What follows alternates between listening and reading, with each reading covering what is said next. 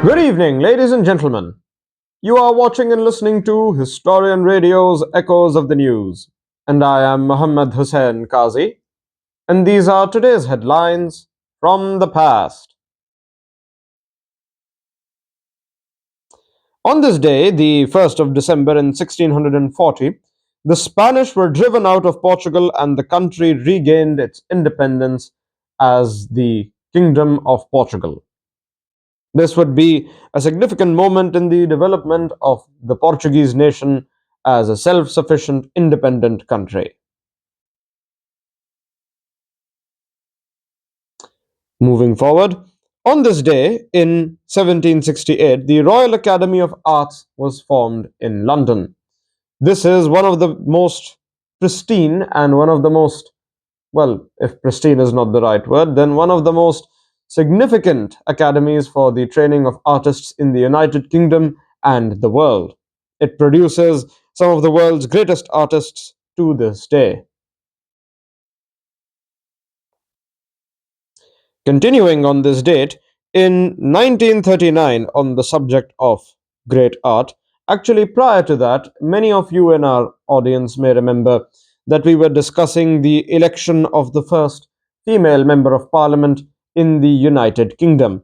And so on this day in 1919, Lady Astor became the first woman to take her seat in the House of Commons as a member of parliament. So this would be one of the most significant moments in the history of British politics, which we have discussed on previous episodes as well.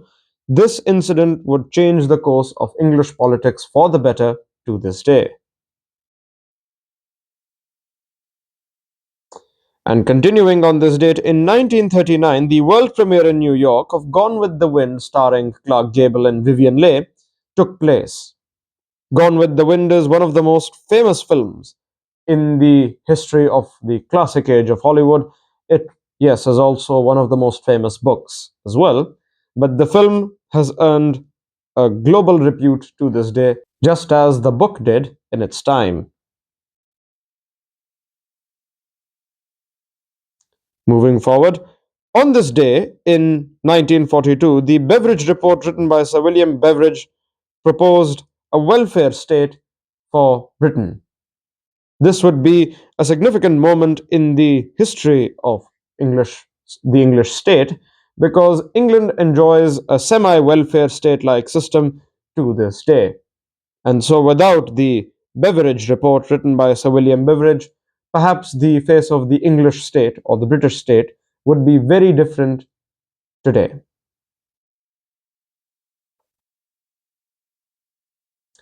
And lastly, in 1989, in Rome, Pope John Paul II and Mikhail Gorbachev ended the 70 years of hostility between the Roman Catholic Church and the Soviet Union. A significant moment in the history of internal reform of what was then the Soviet Union, and of course, a significant moment in the history of the Cold War. And on that note, we conclude today's headlines of the day. And now we move on to the next segment of our show, where we recount the famous births and deaths of famous figures from the 19th and 20th centuries and sometimes earlier. Born on this day, the 1st of December in 1761, was Madame Marie Tussaud. Yes, the famous Madame Marie Tussaud, Swiss-born French waxworks modeler, who during the French Revolution she made the death masks from the severed heads of the famous. Well, yes, she is also the reason behind the Madame Tussauds waxworks museums, and so her birth is celebrated by all the fans who enjoy visiting waxworks museums across the world. And alongside her in 1844, Queen Alexandra, wife of King Edward VII, who was the eldest daughter of King Christian of Denmark, was born on this day. Unfortunately, on this day in 1987, James Baldwin, the American author and playwright who wrote the Amen Corner, passed away. On this day, the 1st of December in 1987. And on that unfortunate note, we conclude today's headlines of the day.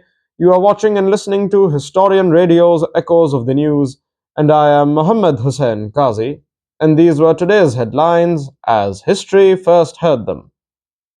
Good night.